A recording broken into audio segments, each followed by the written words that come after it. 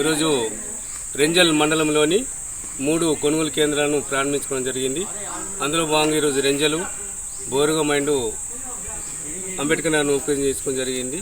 ముఖ్యంగా దీని సదుద్దేశం ఏంటంటే 6 నెలలు కష్టపడి పండించిన రైతులు వారు దళారులకు అమ్మి మోసపోకుండా ఈ యొక్క ఐకేపీ ద్వారా కొనుగోలు కేంద్రాన్ని ఏర్పాటు చేసినాం కాబట్టి ఈ కేంద్రంలోనే విక్రయించి లబ్ధి పొందాలని చెప్పేసి రైతులను నేను రిక్వెస్ట్ చేస్తున్నాను.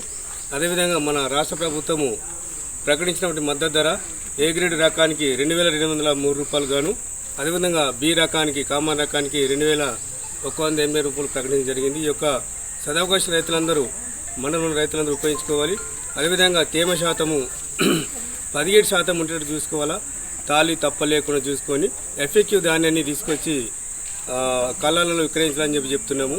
నాన్ ఎఫెక్టివ్ కాకుండా ఎఫెక్టివ్ ధాన్యం తీసుకురావాలి.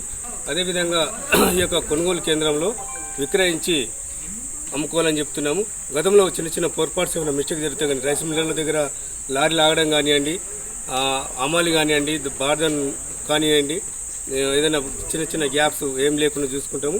అదేవిధంగా కొనుగోలు కేంద్రంలో సదుపాయాలు అన్నీ కూడా తాగునీరు, నీడ అవన్నీ కూడా మనం పొందుపరచడము. అదేవిధంగా రైతులకు అవగాహన పెంచడం కోసం ఫ్లెక్స్లలో ఉన్నటువంటి అన్నీ కూడా మనం ఏర్పాటు చేయడం జరిగింది. ఈ యొక్క అవకాశాన్ని రైతులందరూ సద్వినియోగం చేసుకోవాలని కోరుకుంటున్నాను.